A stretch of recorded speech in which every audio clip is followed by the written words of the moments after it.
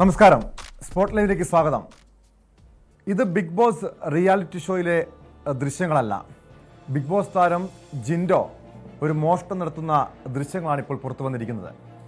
ജിമ്മിൽ കയറി 10,000 രൂപയും വിലപ്പെട്ട രേഖകളും മോഷ്ടിച്ചുവെന്നും CCTVകൾ നശിപ്പിച്ചുവെന്നുമാണ് ജിൻഡോയ്ക്കെതിരായ പരാതി. സംഭവത്തിൽ പാലാരിവട്ടം പോലീസ് ജിൻഡോയ്ക്കെതിരെ കേസെടുത്തിട്ടുണ്ട്. കരാർ പ്രകാരമുള്ള തുക ഇതുവരെയും യുവതി നൽകിയിട്ടില്ലെന്നും തന്റെ സർട്ടിഫിക്കറ്റുകൾ തന്നെയാണ് എടുത്തതെന്നും ജിൻഡോ ന്യൂസ് 18നോട് പറഞ്ഞു. ഇത് ശരിക്കും പറഞ്ഞിട്ടുണ്ടെങ്കിൽ ജിമ്മ് എന്റെയാണ്. എന്റെ ജിമ്മിൽ കയറണമെങ്കിൽ ഞാൻ കള്ളനാവണെങ്ങനെയാ ലിസ്റ്റ് അഗ്രിമെന്റില് എന്റെ അക്കൗണ്ടിലേക്ക് തന്നെ പൈസ വരുന്നത് വന്നുകൊണ്ടിരുന്നതും എല്ലാം. അത് കഴിഞ്ഞിട്ട് 40% അവർക്ക് കൊടുക്കും, 60% എനിക്ക് തന്നതാ. ഇപ്പൊ 1 രൂപ പോലും എനിക്ക് തന്നില്ല. ഫുൾ പൈസ അവരുടെ അക്കൗണ്ടിലേക്കാണ് പോണത്. അത് എന്റെ സർട്ടിഫിക്കറ്റുകളുണ്ട്, എന്റെ കാര്യങ്ങളുണ്ട്. എനിക്ക് അവിടെ പേഴ്സണൽ റൂമുണ്ട്. അപ്പൊ എനിക്ക് അവിടെ കയറി എനിക്ക് എന്റെ കാര്യങ്ങളൊക്കെ ചെയ്യണ്ടേ? അറിഞ്ഞു കഴിഞ്ഞപ്പോഴാണ് ഞാൻ ഇങ്ങനെ അവരോട് ഇറങ്ങിയപ്പോ അവരുടെ അവർ പോട്ടെ. ഇപ്പൊ അടുത്ത മാസമായ 1 ഇയർ ആയി. എനിക്ക് എന്റെ ജിമ്മിനകത്ത് എപ്പോ വേണമെങ്കിൽ കയറാം. അതായത് അതിനുള്ള അവകാശമുണ്ട്. അവർക്ക് വേണ്ടി എഴുതി കൊടുത്തിട്ടില്ല. അതായത് 40% അവർക്ക് അവകാശമുള്ളൂ. അതിലും കൂടുതൽ 60% എനിക്ക് അതിനകത്ത് അവകാശമുണ്ട് നടത്താൻ. ഞങ്ങൾ രണ്ടാം കൂടി നടത്താനുള്ള അവകാശം. അപ്പൊ എനിക്ക് അവിടെ കയറാം. വിശദാംശങ്ങളുമായി കൊച്ചിയിൽ നിന്ന് ആജ്ഞ രവീന്ദ്രൻ ചേരുന്നുണ്ട്. ആജ്ഞ, ബിഗ് ബോസ് സീസൺ 6 വിജയായിരുന്നു ജിൻഡോ. ഇയാൾ പിന്നീട് വിവാദ നായകനാകുന്ന കാഴ്ചയാണ് കണ്ടത്. കാരണം നമുക്കറിയാം, ഈ അടുത്തിടെ ആലപ്പുഴയിലെ ഹൈബ്രിഡ് കഞ്ചാവ് കേസുമായി ബന്ധപ്പെട്ടും ജിൻഡോയെ പോലീസ് അന്ന് ചോദ്യം ചെയ്തതാണ്. ഇപ്പോൾ ഈ താരത്തിനെതിരെ, ബിഗ് ബോസ് താരത്തിനെതിരെ മോഷണ പരാതി കൂടി വന്നിരിക്കുന്നു. പോലീസ് കേസെടുത്തിട്ടുണ്ട്. എന്താണ് ഈ സംഭവത്തിന് പിന്നിൽ? ജിൻഡോ നൽകുന്ന വിശദീകരണം പോലെ ഇതൊരു കരാർ പ്രകാരമുള്ള തുക ഇതുവരെ നൽകാത്തത് കൊണ്ട് ആ ജിമ്മിലെത്തി, ജിമ്മിൽ അതിക്രമിച്ചു കയറി പണം മോഷ്ടിച്ചു, വിലപ്പെട്ട രേഖകൾ മോഷ്ടിച്ചു എന്ന് പറയുന്നു.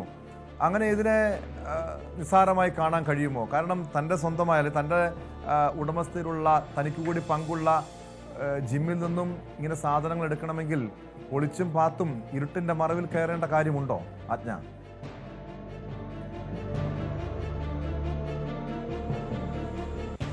അത് തന്നെയാണ് പോലീസും പറഞ്ഞത്. കാരണം ലീസിന് നൽകിയിരിക്കുന്ന സ്ഥാപനമാണെങ്കിൽ അത് ലീസ് കാലാവധി അവസാനിക്കുന്നത് വരെ അത് ആരുടെ പേരിലാണോ ലീസ് നൽകിയിരിക്കുന്നത്, അല്ലെങ്കിൽ ആരുടെ പേരിലാണോ കരാർ ഉറപ്പിച്ചിരിക്കുന്നത്, അവർക്കായിരിക്കും അതിൻ്റെ അധികാരവും അവകാശവും ഒക്കെ. ജിൻഡോ നമ്മളോട് പറയുന്നുണ്ട് അത് എൻ്റെ ജിമ്മാണ്, എനിക്ക് കൂടി അവകാശപ്പെട്ടതാണ് എന്ന് പറയുമ്പോഴും 60% ജിൻഡോയ്ക്കും 40% ആ പരാതിക്കാരിക്കും ആ തരത്തിലാണ് അതിൻ്റെ ലീസ് ഓർഡർ കരാർ തയ്യാറാക്കിയത് എന്ന് ജിൻഡോ പറയുമ്പോഴും പോലീസ് മുന്നോട്ട് വയ്ക്കുന്ന ഒരു കാര്യം, ഈ കരാറിൻ്റെ ഒരു കോപ്പിയോ അതല്ലെങ്കിൽ ഇതുമായി ബന്ധപ്പെട്ട എന്തെങ്കിലും സാധനമോ ജിൻഡോ പോലീസിൽ ഹാജരാക്കിയിട്ടില്ല. മാത്രമല്ല, നിയമവിരുദ്ധമായിട്ടാണ് ഈ ലീസ് എഗ്രിമെന്റ് പാലിക്കാതെയാണ് പരാതിക്കാരി മുന്നോട്ട് പോയതെങ്കിൽ അതിന് നിയമ നടപടി സ്വീകരിക്കുകയായിരുന്നു ജിൻഡോ ചെയ്യേണ്ടിയിരുന്നത്. ഡ്യൂപ്ലിക്കേറ്റ് താക്കോൽ ഉപയോഗിച്ച് ജിമ്മ് തുറന്ന് രാത്രിയിൽ അതിനുള്ളിൽ കയറി അതിലെ വിലപ്പെട്ട ചില രേഖകൾ 10,000 രൂപയോളം ഒക്കെ അതിൽ നിന്ന് എടുത്തുകൊണ്ട് പോവുക, CCTV തകർക്കാൻ ശ്രമിക്കുക, അങ്ങനത്തെ പരാതികളൊക്കെയാണ് FIR രേഖപ്പെടുത്തിയിരിക്കുന്നത്. അങ്ങനെയാണ് പരാതിക്കാരിയുടെ പരാതി, അതാണ്. അതനുസരിച്ചിട്ടുള്ള FIR 331, അതായത് BNS 331 BNS 305 വകുപ്പുകൾ പ്രകാരമാണ് ജിൻഡോയ്ക്കെതിരെ പോലീസ് കേസ് രജിസ്റ്റർ ചെയ്തിട്ടുള്ളത്. ഈ BNS 305 എന്ന് പറയുന്നത് മോഷണ കുറ്റമാണ്. മോഷണം നടത്തിയാൽ നടത്തിയെന്ന് തെളിഞ്ഞാൽ 7 വർഷം വരെ തടവ് ലഭിക്കാവുന്ന വകുപ്പാണ് 305 BNS 305. അതുപോലെ BNS 331 എന്ന് പറയുന്നത് ഒരു വാസസ്ഥലത്തോ അതല്ലെങ്കിൽ സ്ഥാപനത്തിലോ അതിക്രമിച്ചു കയറി അവിടുത്തെ സ്ഥാപന ജംഗമ വസ്തുക്കൾ നശിപ്പിക്കുകയോ അവിടുത്തെ ഡോക്യുമെന്ററികൾ നശിപ്പിക്കുകയോ ചെയ്യുന്ന വകുപ്പിൽപ്പെടുന്നതാണ്. അതാണ് 331. ഈ 2 വകുപ്പുകൾ പ്രകാരമാണ് പോലീസ് ജിൻഡോയ്ക്കെതിരെ കേസെടുത്തിട്ടുള്ളത്. പക്ഷെ ജിൻഡോ പറയുന്ന ന്യായീകരണം, അത് എൻ്റെ ജിമ്മാണ്, അവിടെ എനിക്ക് ആ ലീസ് അഗ്രിമെന്റ് എൻ്റെ കൂടി പേരിലാണ് ലീസ് അഗ്രിമെന്റ് തയ്യാറാക്കിയിരിക്കുന്നത്, സ്വന്തം സ്ഥാപനത്തിൽ കയറുന്നത് ഞാൻ ആരോട് ചോദിക്കണം എന്നുള്ള വിവരങ്ങളായിരുന്നു ജിൻഡോ നമ്മളോട് പ്രതികരിച്ചത്. പക്ഷേ ഇതുമായി ബന്ധപ്പെട്ട് ജിൻഡോ എന്തെങ്കിലും ഡോക്യുമെന്റ് തയ്യാറാക്കിയിട്ടില്ല, ഇതുവരെയും സമർപ്പിച്ചിട്ടില്ല എന്ന് തന്നെയാണ് പോലീസ് വ്യക്തമാക്കുന്നത്. അതായത് ഈ ലീസ് എഗ്രിമെന്റിൽ ഇങ്ങനെ ഒരു കരാർ ഉണ്ടെന്നോ അല്ലെങ്കിൽ ഈ കരാർ ലംഘനമാണ് ഇതിലേക്ക് നയിച്ചതെന്നോ, തന്നെ ഇത്തരത്തിലൊരു നീക്കത്തിലേക്ക് നയിച്ചതെന്നോ എന്ന് ജിൻഡോ പറയുമ്പോൾ, അതല്ലെങ്കിൽ തനിക്ക് കയറി ചെല്ലാൻ, ഏത് സമയത്തും കയറി ചെല്ലാൻ, കൈകാര്യം ചെയ്യാൻ അധികാരമുള്ള, അവകാശമുള്ള ഇടമാണ് ആ ജിം എന്ന് പറയുമ്പോഴും അതുമായി ബന്ധപ്പെട്ട് എന്തെങ്കിലും രേഖകൾ പോലീസിൽ ഹാജരാക്കാനോ ഒന്നും ജിൻഡോ തയ്യാറായിട്ടില്ല എന്ന് തന്നെയാണ് പാലാരിവട്ടം പോലീസ് വ്യക്തമാക്കുന്നത്. അത് എന്തായാലും ഇപ്പോൾ ജിൻഡോയ്ക്കെതിരെ എഫ്ഐആർ രജിസ്റ്റർ ചെയ്തിരിക്കുന്നത് മോഷണ കുറ്റത്തിനും സ്ഥലത്ത് അതിക്രമം നടത്തിയതിനുമാണ്, അതിക്രമിച്ച് കയറിയതിനുമാണ്. അത് പണിഷബിൾ ഒഫൻസ് തന്നെയാണ് കേട്ടോ. തീർച്ചയായും. പക്ഷേ ആജ്ഞ, ഇയാളൊരു പശ്ചാത്തലം എന്താണെന്ന് അറിയണം. കാരണം നമുക്കറിയാം, ഈ ബിഗ് ബോസിൽ എത്തുമ്പോൾ ഒരു സെലിബ്രിറ്റി ജിം ട്രെയിനറായിരുന്നു ജിൻഡോ. നിരവധി ജിമ്മുകൾ ഇയാൾക്കുണ്ട്. പക്ഷേ ഈ അടുത്തിടെ ജിൻഡോ ഒരു വിവാദ നായകനായി മാറുന്നത് ആലപ്പുഴയിലെ ഹൈബ്രിഡ് കഞ്ചാവ് കേസുമായി ബന്ധപ്പെട്ടാണ്. അന്നത്തെ ആ കേസിലെ മുഖ്യപ്രതിയായിരുന്ന തസ്ലീമയ്ക്ക് ഓൺലൈൻ വഴി ജിൻഡോ പണം അയച്ചു നൽകിയതിൻ്റെ തെളിവുകൾ ലഭിച്ചിരുന്നു. പക്ഷേ അന്ന് ആ കേസുമായി ബന്ധപ്പെട്ട് മറ്റ് തുടർ നടപടികളൊന്നും ഉണ്ടായില്ല. അതിനുശേഷമാണ് ഇപ്പോൾ ഇത്തരമൊരു സംഭവം ഉണ്ടായിരിക്കുന്നത്. ഇതുപോലെ സമാനമായ രീതിയിൽ ഏതെങ്കിലും കുറ്റകൃത്യത്തിൽ ഏർപ്പെടുന്ന, അതല്ലെങ്കിൽ ഇങ്ങനൊരു ഗുണ്ടായിസം കാണിക്കുന്ന, ഒരു മോഷണം നടത്തുന്ന ഒരു കേസുകളും മറ്റോ എന്തെങ്കിലും ജിൻഡോയ്ക്കെതിരെ മുൻപ് ഉയർന്നു വന്നിട്ടുള്ളതാണോ?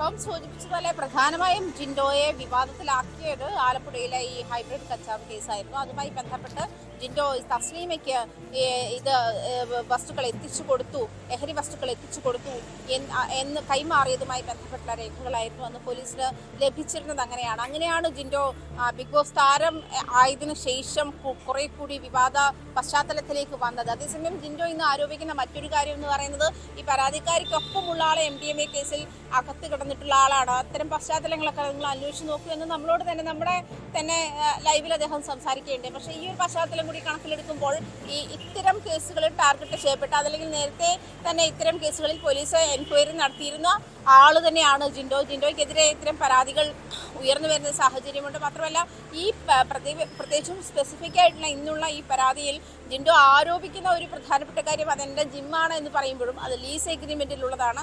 1 വർഷമായി അത് ലീസ് എഗ്രിമെന്റിലേക്ക് പോയിട്ട് എന്ന് പറയുന്നു. അങ്ങനെയെങ്കിൽ 11 മാസം കഴിയുമ്പോൾ ലീസ് എഗ്രിമെന്റ് ഇൻവാലിഡ് ആവേണ്ട ഒരു സാഹചര്യമുണ്ട്. അങ്ങനെയെങ്കിൽ ജിൻഡോ പറയുന്ന ഈ സാഹചര്യം പ്രൂവ് ചെയ്യാനുള്ള ഡോക്യുമെന്റ് ജിൻഡോ തന്നെ ഹാജരാക്കേണ്ടുന്ന സാഹചര്യമുണ്ട്. പക്ഷെ അത് ഇതുവരെ ചെയ്തിട്ടില്ല എന്ന് തന്നെയാണ് പോലീസ് പറയുന്നത്.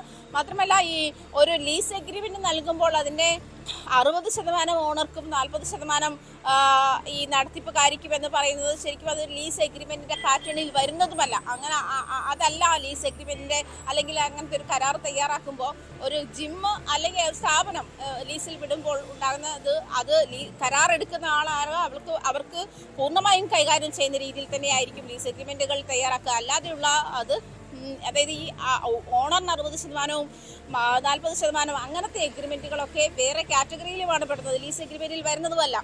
അത് മറ്റൊരാളെ നടത്തിപ്പിക്കാൻ ഏൽപ്പിച്ച, അല്ലെങ്കിൽ അവരെ ജോലിക്കാരാക്കിയ ശേഷം അതിൽ നിന്നുണ്ടാക്കുന്ന വരുമാനത്തിന്റെ കാറ്റഗറിയിലാണ് അത് പെടുന്നത്.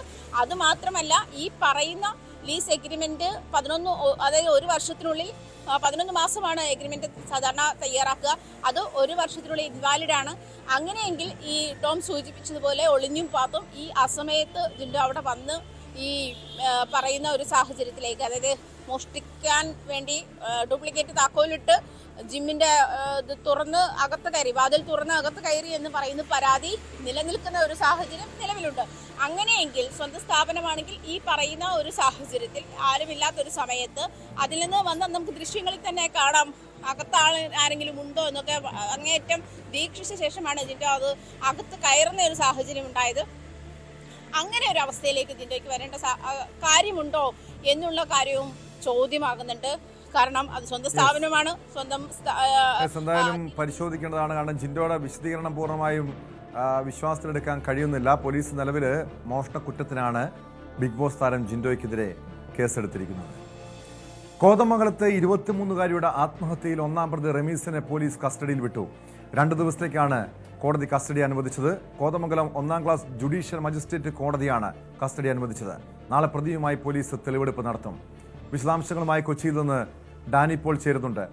ഡാനി, ഇന്നലെയാണ് ഈ കോതമംഗലത്തെ പെൺകുട്ടിയുടെ ആത്മഹത്യയുമായി ബന്ധപ്പെട്ട് റമീസിൻ്റെ മാതാപിതാക്കളെയും അതോടൊപ്പം സുഹൃത്തിനെയും പോലീസ് അറസ്റ്റ് ചെയ്യുന്നത്. ഇന്ന് ഇയാളെ ഇപ്പോൾ ഈ റമീസിനെ പോലീസിൻ്റെ കസ്റ്റഡിയിൽ വിട്ടിട്ടുണ്ട് കോടതി. എന്തായിരിക്കും പോലീസിൻ്റെ നീക്കങ്ങൾ? പ്രത്യേകിച്ചും ഈ എല്ലാ പ്രതികളും, കേസുമായി ബന്ധപ്പെട്ട എല്ലാ പ്രതികളും പിടിയിലായ സാഹചര്യത്തിൽ പല കാര്യങ്ങളോ, അതായത് ആത്മഹത്യാ പ്രേരണ ഉൾപ്പെടെയുള്ള കുറ്റങ്ങൾക്കപ്പുറം നിർബന്ധിതമായി മതപരിവർത്തനം നടത്താൻ ശ്രമമുണ്ടായിട്ടുണ്ടെന്ന കുടുംബത്തിൻ്റെ ആരോപണവും ആത്മഹത്യാക്കുറിപ്പിലെ കാര്യങ്ങളൊക്കെ പുറത്തു വരേണ്ടതാണ്. ആ തലങ്ങളിലേക്കും പോലീസിന് അന്വേഷണം നീങ്ങുമോ ഡാനി?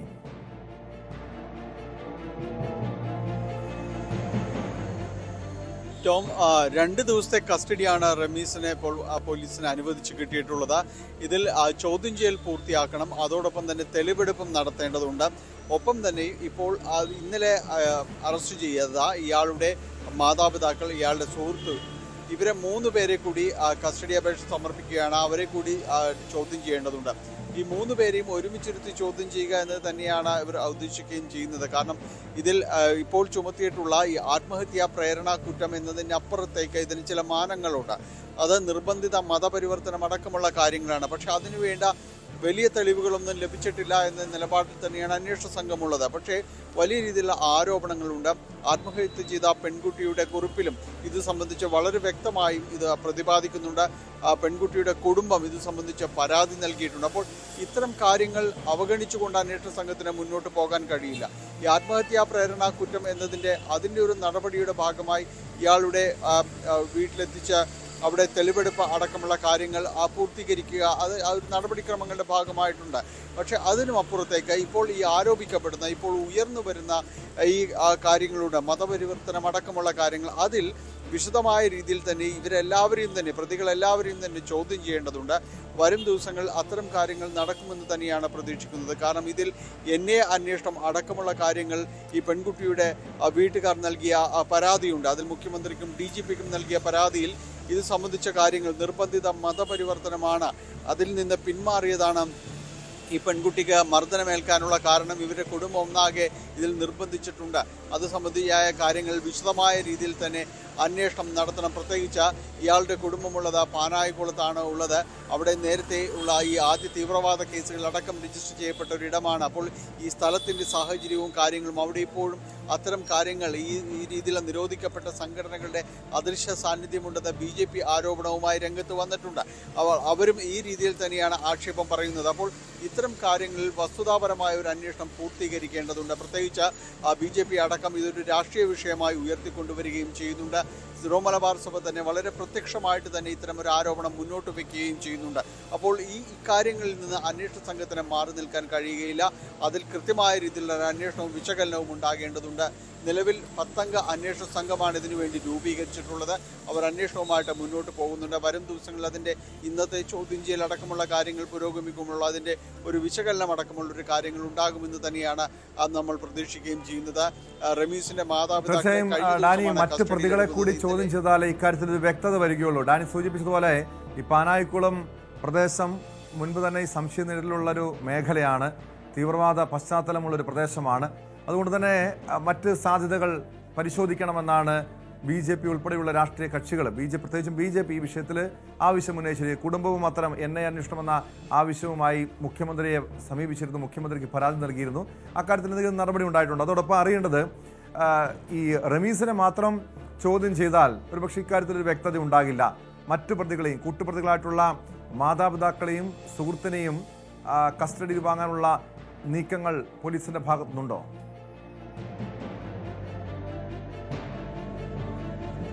അവർക്ക് വേണ്ടിയുള്ള കസ്റ്റഡി അപേക്ഷ ഉടൻ സമർപ്പിക്കും. പക്ഷേ റമീസിന് 2 ദിവസത്തെ കസ്റ്റഡിയാണ് ഇപ്പോൾ നൽകിയിരിക്കുന്നത്. ഒരുപക്ഷെ ഈ മാതാപിതാക്കളെയും സുഹൃത്തിനെയും എല്ലാം തന്നെ ചോദ്യം ചെയ്തതിന് ശേഷം വീണ്ടും ഒരു ദിവസം കൂടി കസ്റ്റഡിയിൽ വാങ്ങാനുള്ള ഒരു സാധ്യത വളരെ സജീവമായിട്ട് നിലനിൽക്കുന്നുണ്ട്. പക്ഷേ അതിന് ഈ മതപരിവർത്തനം അടക്കമുള്ള കാര്യങ്ങളിൽ ഏത് രീതിയിലുള്ളൊരു തെളിവുകൾ കണ്ടെത്താൻ കഴിയുന്നു, അല്ലെങ്കിൽ ഈ പറയുന്ന പരാതിയിലടക്കം മുന്നോട്ട് പോകുമ്പോൾ അങ്ങനെ ഒരു അന്വേഷണം നടത്താൻ കഴിയുന്ന രീതിയിലേക്ക് ഏതെങ്കിലും തെളിവുകൾ കണ്ടെത്താൻ കഴിഞ്ഞാൽ അങ്ങനെ ഒരുമിച്ചുള്ളൊരു ചോദ്യം ചെയ്യലൊരു സാധ്യതകളിലേക്ക് വിരൽ ചൂണ്ടിക്കൊണ്ട് വീണ്ടും കസ്റ്റഡിയിൽ ആവശ്യപ്പെടുകയും ചെയ്യാം.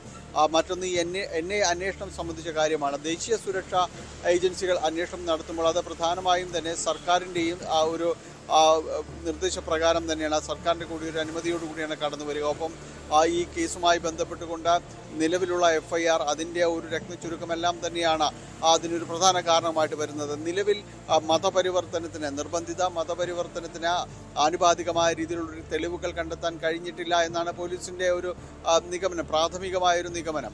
ഇതിൽ പെൺകുട്ടി ആത്മഹത്യ ചെയ്തത് ഈ റമീസ പെൺകുട്ടിയെ ഒഴിവാക്കുന്നു എന്നൊരു തോന്നലിൽ നിന്നാണെന്നാണ് പോലീസിൻ്റെ ഒരു കണ്ടെത്തലായിട്ട് പറയുന്നത്. അത് എത്രത്തോളം വാസ്തവമാണ് എന്നറിയുന്നതിന് വ്യക്തമായ രീതിയിലുള്ളൊരു ചോദ്യം ചെയ്യലും കാര്യങ്ങളും എല്ലാം തന്നെ ആവശ്യമാണ്. ആ രീതിയിൽ അന്വേഷണം മുന്നോട്ട് പോകുമ്പോൾ മാത്രമാണ് ഇതിൽ മറ്റേതെങ്കിലും കാര്യങ്ങളുണ്ട്, മതപരിവർത്തനം അടക്കമുള്ള കാര്യങ്ങൾ, അതിൽ ബാഹ്യ ഇടപെടലുകൾ ഏതെങ്കിലും രീതിയിലുണ്ടോ എന്നതടക്കമുള്ള കാര്യങ്ങൾ അന്വേഷിച്ച് ഉറപ്പുവരുത്തേണ്ടത്. പെൺകുട്ടിയുടെ കുടുംബം NIA അന്വേഷണം ആവശ്യപ്പെട്ട് നൽകിയ പരാതിയിൽ പറയുന്നത് ഇത് വിദേശത്തു നിന്നുള്ള ഇടപെടലുകൾ അടക്കം തങ്ങൾ സംശയിക്കുന്നു എന്നതാണ്. അവരുടെ ഈ സംശയത്തിന് ഏതെങ്കിലും രീതിയിലുള്ള കാരണങ്ങളുണ്ടെങ്കിൽ അത് വ്യക്തമാകേണ്ടതുണ്ട്. അത് തുടർന്നുള്ള ഒരു അന്വേഷണത്തിലാണ് ഇത് വ്യക്തമാക്കാൻ കഴിയുള്ളൂ. ഏതായാലും വരും ദിവസങ്ങളിൽ ഈ കേസിൻ്റെ തുടർ വഴികൾ എന്ന് പറയുന്നത് ചോദ്യം ചെയ്യലടക്കമുള്ള കാര്യങ്ങളാണ്. അതിൽ കൂടെ മാത്രമേ ഏതെങ്കിലും രീതിയിലുള്ള ഒരു ഇടപെടൽ അടക്കമുള്ള കാര്യങ്ങൾ ബോധ്യപ്പെടാനായിട്ട് സാധിക്കുകയുള്ളൂ. ടോം, വ്യക്തമാണ്. കൊച്ചിയിൽ നിന്ന് ഡാനി പോലാണ് വിവരങ്ങൾ നൽകിയത്. കോതമംഗലത്തെ 23-കാരിയുടെ ആത്മഹത്യയുമായി ബന്ധപ്പെട്ടാണ് മുഖ്യപ്രതിയായിട്ടുള്ള റമീസിനെ 2 ദിവസത്തേക്ക് പോലീസിന്റെ കസ്റ്റഡിയിൽ അനുവദിച്ചിരിക്കുന്നത്. ബലാത്സംഗ കേസിൽ പ്രതിയായ റാപ്പർ വേടൻ എന്നറിയപ്പെടുന്ന ഹിരൺദാസ് മുരളി നൽകിയ മുൻകൂർ ജാമ്യാപേക്ഷ ഹൈക്കോടതി ഉടൻ പരിഗണിക്കും.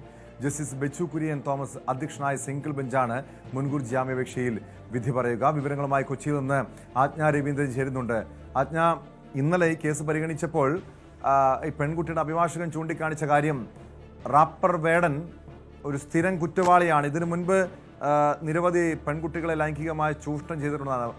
അതായത് ഈ കേസ് കോടതിയുടെ മുൻകൂർ ജാമ്യാപേക്ഷ കോടതിയുടെ പരിഗണനയിൽ നിൽക്കുമ്പോഴാണ് 2 പുതിയ പരാതികൾ കൂടി വേടനെതിരെ വരുന്നത്. 2 പെൺകുട്ടികളെ അവരെ ബലാത്സംഗം ചെയ്തു എന്ന് ചൂണ്ടിക്കാണിച്ചുകൊണ്ട് പോലീസിൽ പരാതി നൽകുന്നു. എന്തായാലും ഈ പുതിയ പരാതി കൂടി വന്ന സാഹചര്യം അത് വേടനെ സംബന്ധിച്ച് വലിയൊരു തിരിച്ചടി തന്നെയാണ്. എപ്പോൾ വിധി പ്രതീക്ഷിക്കാം?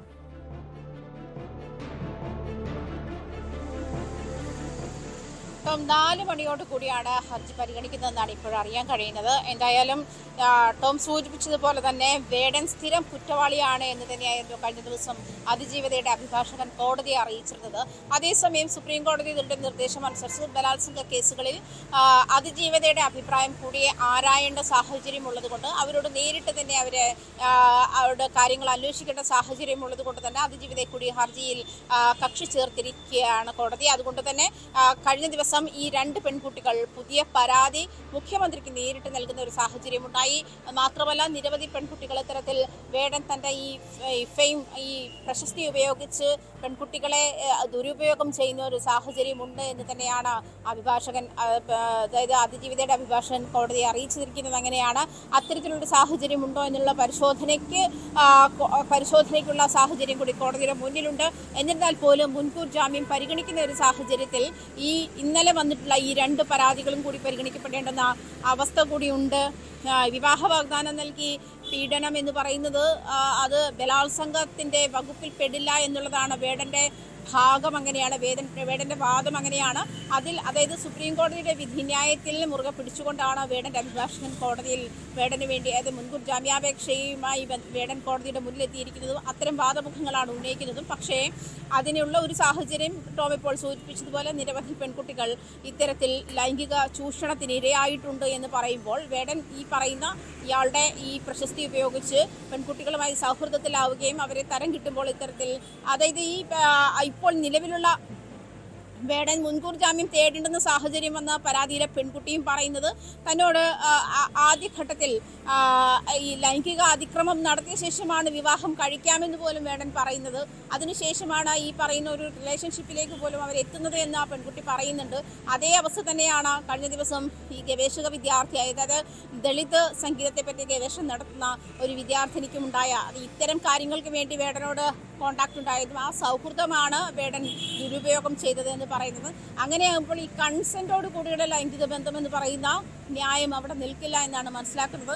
എന്തായാലും വേടനെ ഇത്ര ദിവസം അറസ്റ്റ് ചെയ്യാത്തതിലും വേടനേക്കാൾ ലുക്കൌട്ട് നോട്ടീസ് ഉൾപ്പെടെ പുറത്തിറക്കിയിട്ടും കണ്ടെത്താൻ കഴിയാത്ത സാഹചര്യത്തിലും പോലീസ് വലിയ വിമർശനമാണ് ഏറ്റുവാങ്ങേണ്ടി വരുന്നത്.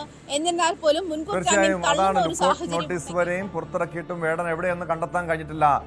അതിനിടെയാണ് ഈ 2 കേസുകൾ ഉയർന്നു വന്നത്. പക്ഷെ അതിന് പിന്നിൽ മറ്റ് ചില ഗൂഢശക്തികൾ അതിന് പിന്നിലുണ്ട്. പുതിയ പരാതികൾക്ക്, പീഡന പരാതികൾക്കുണ്ട് എന്ന് വേടൻ ആരോപിക്കുന്നുണ്ട്. എന്നാൽ ഇതിനൊക്കെ ഈ യുവ ഡോക്ടറെ പീഡിപ്പിച്ചെന്ന പരാതിയിൽ അവർ തെളിവുകളടക്കം പോലീസിന് മുൻപാകെ സമർപ്പിച്ചിട്ടുണ്ട്. മറ്റ് യുവതികളുടെ പരാതി, അവർ മുഖ്യമന്ത്രിക്കാണ് പരാതി നൽകിയിരിക്കുന്നത്. മുഖ്യമന്ത്രി നേരിട്ട് കണ്ട് പരാതി ബോധിപ്പിക്കുമെന്ന് പറഞ്ഞിട്ടുണ്ട്. ആ വിഷയത്തിൽ മുഖ്യമന്ത്രി നൽകിയ പരാതിയിൽ നടപടി എന്തെങ്കിലും ഉണ്ടായിട്ടുണ്ടോ?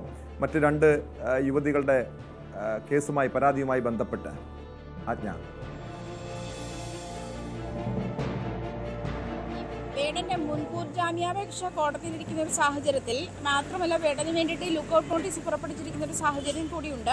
പരാതി സ്വീകരിച്ചിരിക്കുന്ന സാഹചര്യമാണുള്ളത്. പക്ഷേ അതിന്റെ നടപടിക്രമങ്ങൾ ഇതൊക്കെ തന്നെയാണ്. വേടനെ അടിയന്തരമായി അറസ്റ്റ് ചെയ്യുകയോ കസ്റ്റഡിയിൽ എടുക്കുകയോ ചെയ്യേണ്ട സാഹചര്യമുണ്ട്. പക്ഷേ വേടൻ ഒളിവിലാണ്.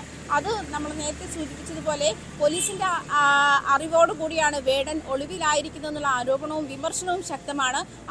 അത്തരം ഒരു വിമർശനം നിൽക്കുന്ന സാഹചര്യത്തിൽ പോലും വേടനെതിരെ ലുക്കൌട്ട് നോട്ടീസ് പുറപ്പെടുവിച്ചു. പ്രത്യേകിച്ചും വേടന് പ്രശസ്തനായ ഒരാളാണ്. ആൾക്കൂട്ടത്തിൽ എവിടെ ഉണ്ടായാലും വേടനാണ് എന്ന് തിരിച്ചറിയുന്ന തരത്തിൽ ഫെയിമായ ഒരാളാണ്. അങ്ങനെ ഒരാളെ കണ്ടെത്താൻ പോലീസിനും അതല്ലെങ്കിൽ പോലീസിന് കഴിഞ്ഞിട്ടില്ല എന്നുള്ളത് ഒരു വലിയ ആരോപണമായി, വലിയ വിമർശനമായാണ് പോലീസിന് നേരെ ഉന്നയിക്കപ്പെടുന്നത്. അങ്ങനെ ഒരു സാഹചര്യം കൂടി നിലവിലുണ്ട്. അതുകൊണ്ട് തന്നെ ഈ മുൻകൂർ ജാമ്യാപേക്ഷ വലിയ പ്രാധാന്യമുണ്ട്. ജസ്റ്റിസ് ബെച്ചു കുര്യൻ തോമസിന്റെ ബെഞ്ചാണ് പരിഗണിക്കുന്നത്. ഇന്നലെ പരിഗണിച്ച സാഹചര്യത്തിൽ അതിജീവിതയെ കൂടി ഹർജിയിൽ കക്ഷിക്കാരിയാക്കണമെന്ന് ആവശ്യപ്പെട്ടുകൊണ്ടതാണ്, അല്ലെങ്കിൽ അവരെ നേരിട്ട് കേൾക്കണം എന്ന ഒരു വിധിന്യായം കൂടിയുണ്ട്. സുപ്രീം കോടതിയുടെ നിർദ്ദേശമുണ്ട്. ആ ഒരു സാഹചര്യത്തിൽ അതിജീവിതയെ കൂടി നേരിട്ട് കേട്ട ശേഷമായിരിക്കും കോടതി ഇക്കാര്യത്തിൽ അന്തിമ തീരുമാനം എടുക്കുക. അതുകൊണ്ടാണ് ഇന്നത്തേക്ക് മാറ്റിവെച്ചിരിക്കുന്ന, ഇന്നലെ പരിഗണിക്കേണ്ടിയിരുന്ന ഹർജി ഇന്നത്തേക്ക് മാറ്റിവെച്ചത്. ഇന്ന് 4 മണിക്ക് ഹർജി പരിഗണിക്കും. വീണ്ടും നമ്മൾ നേരത്തെ സൂചിപ്പിച്ചതുപോലെ മുൻകൂർ ജാമ്യം തള്ളുന്ന ഒരു സാഹചര്യമാണെങ്കിൽ വേടൻ അടിയന്തരമായി കീഴടങ്ങേണ്ടി വരും. പക്ഷേ എന്നിരുന്നാൽ പോലും വേടൻ എവിടെയാണെന്നോ അതെങ്കിൽ ലുക്കൌട്ട് നോട്ടീസ് പുറപ്പെടുവിച്ചിരുന്ന സാഹചര്യത്തിൽ ആരും വേടനെ പറ്റി ഒരു ഇൻഫർമേഷൻ നൽകിയില്ല എന്നുള്ള ചോദ്യങ്ങളും ബാക്കിയാക്കുന്നുണ്ട്. അതുകൊണ്ട് തന്നെ പോലീസ് വലിയ വിമർശനമാണ് നേരിടേണ്ടി വരുന്നത്.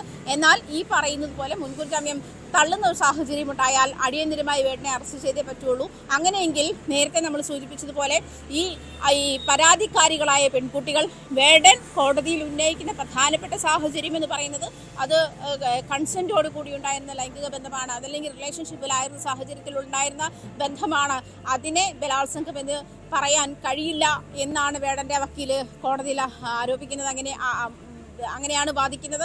ആ ഒരു സാഹചര്യം കൂടി കണക്കിലെടുക്കുമ്പോൾ ഇപ്പോൾ ഈ പരാതിയുമായി മുൻപോട്ട് വന്നിരിക്കുന്ന 2 പെൺകുട്ടികളും പറയുന്നത് തങ്ങൾ ബലാത്സംഗം ചെയ്യപ്പെട്ടു എന്ന് തന്നെയാണ്. അതായത് ഇത്തരം ആവശ്യങ്ങൾക്ക് വേടനെ സമീപിക്കുകയും അത് വേടൻ സൗഹൃദം മുതലെടുത്ത് അല്ലെങ്കിൽ വേടനുള്ള ആരാധന മുതലെടുത്ത് ഇത്തരത്തിൽ പെൺകുട്ടികളെ ഉപദ്രവിക്കുന്നു, ലൈംഗികമായി ചൂഷണം ചെയ്യുന്നു, അത്തരം ലൈംഗിക വൈകൃതമുള്ള ആളാണ്, സ്ഥിരം കുറ്റവാളിയാണ് തുടങ്ങിയ കാര്യങ്ങളൊക്കെ ഉന്നയിക്കപ്പെടുമ്പോൾ വേടനുള്ള മുൻകൂർ ജാമ്യം ഏത് തരത്തിലാണ്, തള്ളുമോ അതല്ലെങ്കിൽ ജാമ്യം അനുവദിക്കുമോ എന്നുള്ള കാര്യം കാത്തിരുന്ന് തന്നെ കാണണം.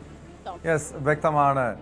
കൊച്ചിയിൽ നിന്ന് ആജ്ഞ രവീന്ദ്രനാണ് വിവരങ്ങൾ നൽകിയത്. ഇന്ന് വൈകിട്ട് 4 മണിക്ക് അറിയാം വേടന് ജാമ്യം ലഭിക്കുമോ എന്ന്. പക്ഷേ ലുക്കൌട്ട് നോട്ടീസ് പുറത്തിറക്കിയിട്ടും വേടനെ പിടികൂടാൻ കഴിയാത്തത് പോലീസിന്റെ വീഴ്ചയാണ്. കാരണം ഇയാൾക്ക് അതിനുള്ള സാഹചര്യം എങ്ങനെ ഉണ്ടായി, കാരണം ഈ രാജ്യം വിട്ടിട്ടുണ്ടോ തുടങ്ങിയ കാര്യങ്ങൾ. എന്തായാലും വരുന്ന 4 മണിക്ക് ശേഷം വേടനെ അറസ്റ്റ് ചെയ്യുന്നതുമായി ബന്ധപ്പെട്ട് പോലീസിന്റെ നടപടി ഉണ്ടാകുമെന്ന് പ്രതീക്ഷിക്കാം. മറ്റൊരു പ്രധാനപ്പെട്ട വാർത്തയിലേക്കാണ് സ്പോട്ട് ലൈവിന് പോകുന്നത്. ആലപ്പുഴ തോട്ടപ്പള്ളിയിലെ വയോധികയുടെ മരണത്തിൽ ഒരാൾ കസ്റ്റഡിയിൽ. പ്രദേശവാസിയായ ഷാനവാസാണ് അമ്പലപ്പുഴ പോലീസിന്റെ കസ്റ്റഡിയിലുള്ളത്. റംലയുടേത് കൊലപാതകമെന്ന നിഗമനത്തിലാണ് പോലീസ്. ഷാനവാസ് ഇതിനു മുൻപും റംലയോട് അപമര്യാദയായി പെരുമാറിയിട്ടുണ്ടെന്ന് പോലീസ് പറയുന്നു. റംലയുടെ കഴുത്ത് ഞെരിച്ചതിന്റെ പാടുകൾ കണ്ടെത്തിയിരുന്നു. ലൈംഗിക അതിക്രമം നടന്നിട്ടുണ്ടോ എന്നും സംശയമുണ്ട്. ഞായറാഴ്ച വൈകിട്ടാണ് തോട്ടപ്പള്ളി ഒറ്റപ്പന പള്ളിക്ക് സമീപമുള്ള വീട്ടിൽ റംലയെ മരിച്ച നിലയിൽ കണ്ടെത്തിയത്. ആലപ്പുഴയിൽ നിന്ന് ശരണ്യ സ്നേഹജൻ ചേരുന്നുണ്ട്. ശരണ്യ, അന്ന് കഴിഞ്ഞ ഞായറാഴ്ച നടന്ന ഈ സംഭവത്തിൽ ദുരൂഹമരണമായിരുന്നു, മോഷണത്തിനിടയിലുള്ള കൊലപാതകമെന്ന ഒരു നിഗമനത്തിലായിരുന്നു തുടക്കത്തിൽ പോലീസെങ്കിൽ എങ്ങനെയാണ് ഈ ഷാനവാസിലേക്ക് പോലീസ് എത്തിയത്? ഇയാൾ തന്നെയാണ് കൊലപാതകം നടത്തിയെന്ന് പോലീസ് സ്ഥിരീകരിക്കാൻ കഴിഞ്ഞിട്ടുണ്ടോ?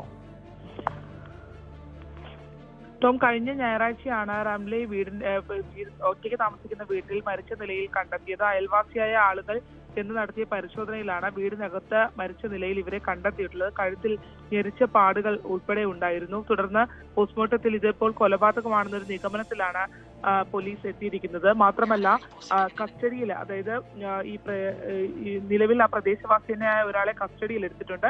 ഇയാളെ ചോദ്യം ചെയ്തു വരികയാണ്. അയാൾ ഇതിനു മുമ്പും ഈ സ്ത്രീയെ ശല്യപ്പെടുത്തിയിരുന്നതായി പോലീസിന് വിവരം ലഭിച്ചിട്ടുണ്ട്.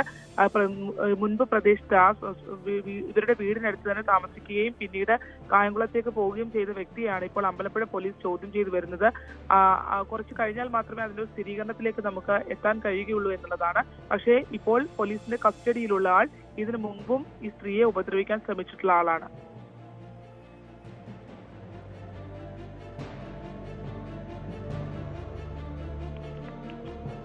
ആലപ്പുഴയിൽ നിന്ന് ശരണ്യ സ്നേഹജനാണ് വിവരങ്ങൾ നൽകുന്നത്. ശരണ്യ, ഈ ഷാനവാസ് തനിച്ചാണ് ഈ കൃത്യം നടത്തുന്നതാണോ പോലീസിന്റെ ഒരു നിഗമനം? മറ്റാരെങ്കിലും കൂട്ടുപ്രതികൾ ആരെങ്കിലും ഉണ്ടോ? മാത്രമല്ല, ഇവിടെ ഒരു ജനവാസ മേഖലയാണ്, ഒറ്റയ്ക്കാണ് താമസിക്കുന്നത്. ഈ സംഭവം നടക്കുമ്പോൾ ഈ കാര്യത്തെക്കുറിച്ച് അയൽവാസികളൊന്നും അറിഞ്ഞിരുന്നില്ലേ? അതോടൊപ്പം അറിയേണ്ടത്, ഇവിടെ ഈ ലൈംഗിക അതിക്രമം ഉണ്ടായിട്ടുണ്ടോ എന്നൊരു സംശയമുണ്ട്. പോസ്റ്റ്മോർട്ടം റിപ്പോർട്ടിൽ അതുമായി ബന്ധപ്പെട്ട എന്തെങ്കിലും സൂചനകൾ ഉണ്ടായിരുന്നോ?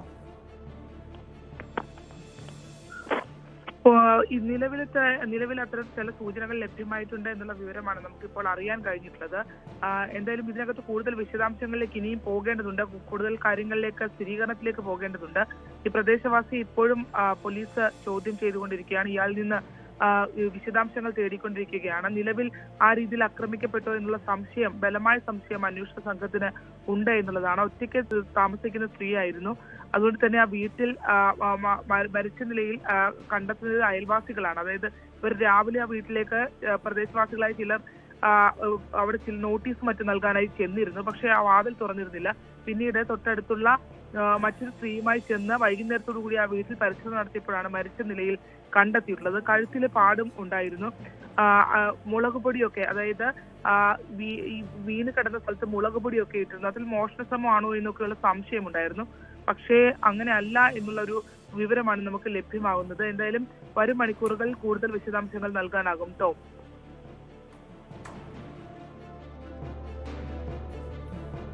വ്യക്തമാണ്. ആലപ്പുഴയിൽ നിന്ന് ശരണ്യ സ്നേഹജനാണ് വിവരങ്ങൾ നൽകിയത്. ആലപ്പുഴ തോട്ടപ്പള്ളിയിലെ വയോധികയുടെ മരണവുമായി ബന്ധപ്പെട്ടാണ് അയൽവാസിയായിട്ടുള്ള ഷാനവാസ് എന്ന യുവാവിനെ പോലീസ് ഇപ്പോൾ കസ്റ്റഡിയിലെടുത്തിരിക്കുന്നത്. റംലയുടെ കൊലപാതകമെന്ന് പോലീസ് സംശയിക്കുന്നുണ്ട്. അത് കാരണം ഈ റംലയുടെ കഴുത്ത് ഞെരിച്ചതിൻ്റെ പാടുകൾ കണ്ടെത്തിയിരുന്നു. അതോടൊപ്പം ലൈംഗിക അതിക്രമം നടന്നിട്ടുണ്ടോ എന്ന കാര്യവും പോലീസ് പരിശോധിക്കുകയാണ്. സ്പോട്ട് ലൈവിലേക്ക് തിരികെ എത്താം ഇടവേളയ്ക്ക് ശേഷം.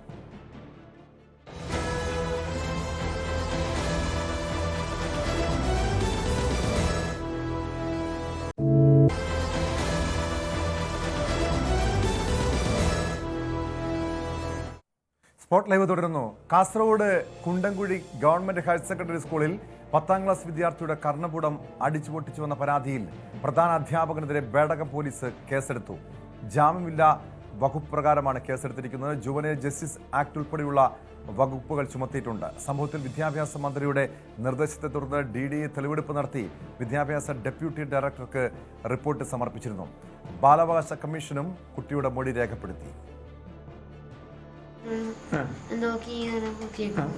കാര്യം മാഷ് പറഞ്ഞു, നീ ഇവിടെ നിൽക്ക്, പിന്നെ TC വാങ്ങിയിട്ട് പോയിക്കോർന്നു. അപ്പോൾ എന്നിട്ട് പിന്നെ ഓഫീസിലേക്ക് വിളിച്ചു. അപ്പോൾ തന്നെ അവിടെ നിൽക്കാറിന് അസംബ്ലി കഴിഞ്ഞിട്ടാകുമ്പോൾ ഓഫീസിലേക്ക് വിളിച്ചു. ഓഫീസിലേക്ക് വിളിച്ച് വീട്ടിൽ ആരെല്ലാം ഉണ്ട്, പിന്നെ നീ എപ്പോൾ വരുന്നേ, എവിടുന്ന് വരുന്നതെന്ന് ചോദിച്ചു. എന്നിട്ട് ചായയും അടിയും മേടിച്ചു വന്നു. ഞാൻ വേണ്ടാറിന് താമസിച്ചിട്ടാണ്. അപ്പോൾ ഇത് സ്കാൻ ചെയ്യണമെന്ന് പറഞ്ഞിട്ട് 14-ാം തീയതിയാണ് സ്കാൻ ചെയ്തത്. ഉച്ചയ്ക്ക് ശേഷം 3 മണിയായിട്ടുണ്ടാവും സ്കാൻ ചെയ്യുമ്പോൾ. എന്നിട്ട് 16-ാം തീയതി റിപ്പോർട്ട് കാണിച്ചത്. 16-ന് 15-ാം തീയതി ഡോക്ടർ ലീവായിരുന്നു. അങ്ങനെ 16-ന് കാണിച്ചിട്ടായിട്ടാകുമ്പോൾ പറഞ്ഞു, ഇത് ജലദോഷം വരാൻ പാടില്ല, ചുമക്കാൻ പാടില്ല, പിന്നെ ഇങ്ങനെ വെള്ളമൊന്നും കയറാൻ പാടില്ല, ഒരു 6 മാസം നല്ലോണം ശ്രദ്ധിക്കേണ്ടതുണ്ട്. അങ്ങനെ ആയാൽ അല്ലെങ്കിൽ ഇത് വരും എന്ന് പറഞ്ഞു. ഓപ്പറേഷൻ ആക്കേണ്ടി വരും, അങ്ങനെ വെള്ളം ഒന്നും കയറിയാൽ ഓപ്പറേഷൻ ആക്കേണ്ടി വരും എന്ന് പറഞ്ഞു. വിശദാംശങ്ങളുമായി കാസർഗോഡ് നിന്ന് KV ബൈജു ചേരുന്നുണ്ട്. ബൈജു, ഈ കുട്ടിയുടെ മൊഴി ബാലാവകാശ കമ്മീഷൻ രേഖപ്പെടുത്തിയിട്ടുണ്ട്. അതോടൊപ്പമാണ് പോലീസിന്റെ ഭാഗത്തു നിന്നും പ്രധാന അധ്യാപകനെതിരെ നടപടി ഉണ്ടായിരിക്കുന്നത്? ജാമ്യമില്ലാ വകുപ്പ് പ്രകാരം കേസെടുത്തിരിക്കുന്നത്. ഈ പ്രധാന അധ്യാപകന്റെ അറസ്റ്റ് ഇന്ന് തന്നെ ഉണ്ടാകുമോ?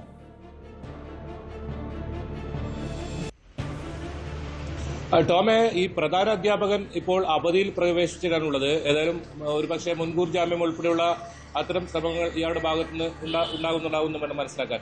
ഈ സംഭവത്തിൽ ടോമെ, നമ്മൾ ഏറ്റവും ശ്രദ്ധിക്കേണ്ടത്, നമ്മൾ ഏറ്റവും സുരക്ഷിതരാണ് വിദ്യാർത്ഥികൾ എന്ന് നമ്മളൊക്കെ മാതാപിതാക്കളൊക്കെ വിശ്വസിക്കുന്ന ഒരു സ്കൂളിൽ വെച്ചാണ് ഇത്തരത്തിലൊരു വലിയ ഗുരുതരമായ ഒരു സംഭവം ഉണ്ടായത്.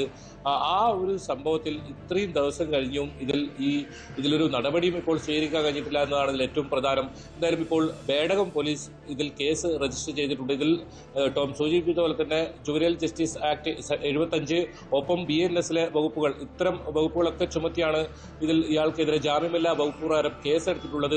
എന്തായാലും ഇയാളെ ഇതുവരെ പിടികൂടിയിട്ടില്ല. ഒരു പക്ഷേ നേരത്തെ സൂചിപ്പിച്ചതുപോലെ തന്നെ മുൻകൂർ ജാമ്യം ഉൾപ്പെടെയുള്ള നടപടികളിലേക്ക് ഇയാൾ കടന്നേക്കാം. എന്തായാലും ഈ കുട്ടി ഇത്തരത്തിൽ ശസ്ത്രക്രിയ ചെയ്യേണ്ട ഒരു സാഹചര്യത്തിലാണ് നിലവിലുള്ളത്. ഇതിൽ മെഡിക്കൽ റിപ്പോർട്ട് വളരെ പ്രധാനമാണ്. പോലീസിനെ സംബന്ധിച്ചിടത്തോളം ഇതിൽ തുടർ അന്വേഷണത്തിന്, അതായത് ചിലപ്പോൾ കൂടുതൽ വകുപ്പുകൾ ഇതിൽ ഉൾപ്പെടുത്തിയേക്കാം. അതിന് മെഡിക്കൽ റിപ്പോർട്ട് വേണം. പോലീസ് അത് ശേഖരിക്കാനുള്ള ഒരു നീക്കത്തിലാണ് ഇപ്പോൾ ഉള്ളത്.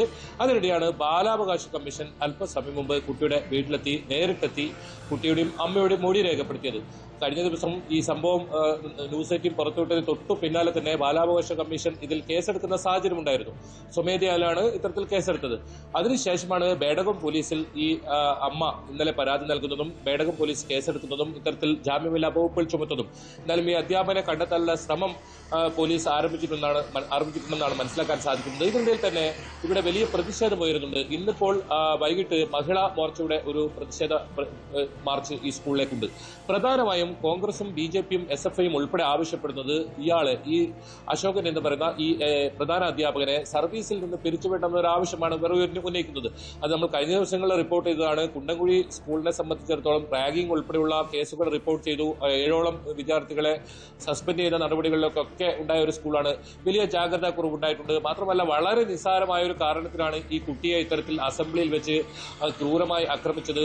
ചെവിക്ക് അടിക്കുന്ന ഒരു സാഹചര്യം ഉണ്ടായത്. ഇതിൽ ഈ അധ്യാപകന്റെ ഭാഗത്ത് വന്ന വിശദീകരണം കൈ വീശുമ്പോൾ അത് ചെവിക്ക് കൊണ്ടുപോയി എന്നതാണ് പ്രധാന അധ്യാപകൻ PTAക്ക് നൽകുന്ന വിശദീകരണം. എന്നാലും അങ്ങനെയല്ല, അത് ഈ അസംബ്ലിയിൽ നിന്ന് തന്നെ കുട്ടിയുടെ കോളർ പിടിച്ച് അതിക്രൂരമായി മർദ്ദിച്ചതാണ് FIR-ലുള്ളത്. FIR-ന്റെ പകർപ്പിൽ അത് പോലീസ് കൃത്യമായി രേഖപ്പെടുത്തിയിട്ടുണ്ട്. മൊഴികളുടെ അടിസ്ഥാനത്തിലും സാക്ഷിമൊഴികളുടെ അടിസ്ഥാനത്തിലുമാണ് പോലീസ് അത്തരത്തിലുള്ള ഒരു FIR ഇട്ടിട്ടുള്ളത്. അതിൽ കൃത്യമായി സൂചിപ്പിക്കുന്നുണ്ട്, അതായത് ഈ കുട്ടിയെ ഇത്തരത്തിൽ കോളറിനെ പിടിച്ച് എല്ലാവരും ഈ അസംബ്ലി നടക്കുന്നിടത്ത് ഈ മണ്ണ് ഇത്തരത്തിൽ നീക്കി ഒരു ശബ്ദമുണ്ടാക്കി എന്ന ഒരു കാരണത്തിൽ അതിക്രൂരമായി അടിച്ച് ചെവിക്കല്ല് പൊട്ടിച്ചു എന്നാണ് FIR-ൽ പോലും പറയുന്നത്.